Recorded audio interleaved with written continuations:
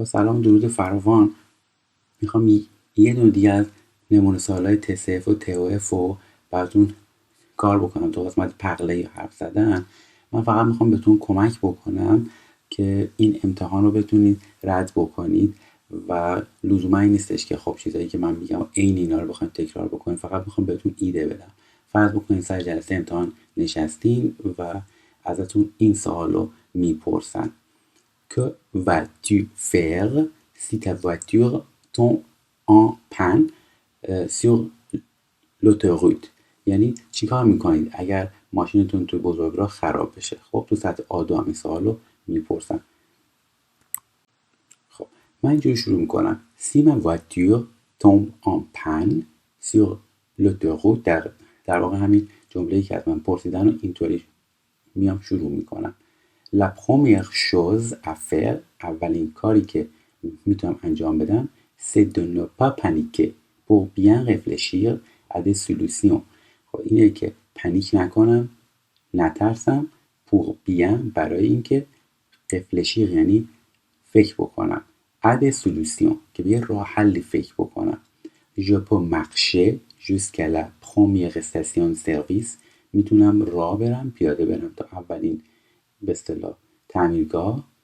Si je connais qu'elle n'est pas trop loin du lieu où je suis، خب اگر بدونم که n'est pas trop loin خیلی دور نیست، از کجا؟ du lieu جایی که او یعنی where، یا اون جایی که je suis از جایی که هستم دور نیست، پس میتونم تا اونجا راه برم.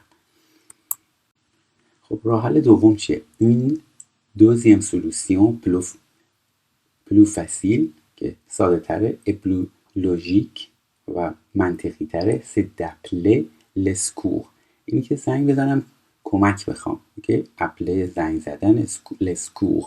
je pourrais میتونم، خواهم توانست، aussi appeler mon mécanicien میتونم به مکانیک خودم زنگ بزنم. dont j'ai le numéro de téléphone، این dont برمیگرده به این مکانیسین. اوکی؟ اونی که شماره تلفنشو دارم، پس dont j'ai le numéro de téléphone یعنی اون به اصطلاح مکانیکی که من شماره تلفنشو دارم. et lui expliquer la situation و براش توضیح بدم وضعیتمو. parce qu'il est possible برای اینکه ممکنه که la panne soit facile، parce que le possible بعدش از سوبژانتیو اومده، soit از être که میتونه این به اصطلاح پن یعنی خرابی soit facile à régler avec ses indications، با راهنمایی‌های اون قابل حل باشه، یعنی قابل حل کردنش فسیل باشه، ساده باشه. خب et c'est vraiment ce que j'ai fait avant plusieurs fois. c'est vraiment یعنی این واقعا اونیه که ce que j'ai fait انجام دادم avant قبلنا plusieurs fois چندین بار.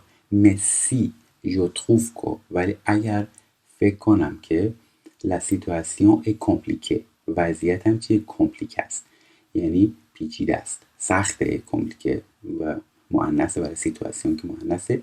il peut alors اون میتونه بنابراین m'envoyer برام بفرسته quelqu'un یه شخصی رو pour میده برای اینکه بهم کمک بکنه. پس ببینید اینجوری راه حلایی بود که تو سطح A2 گفتم خیلی هم ساده است و خیلی نمیخوام در موردش حرف بزنم. سطح بالاتری که بیشتر میخوایم حرف بزنیم.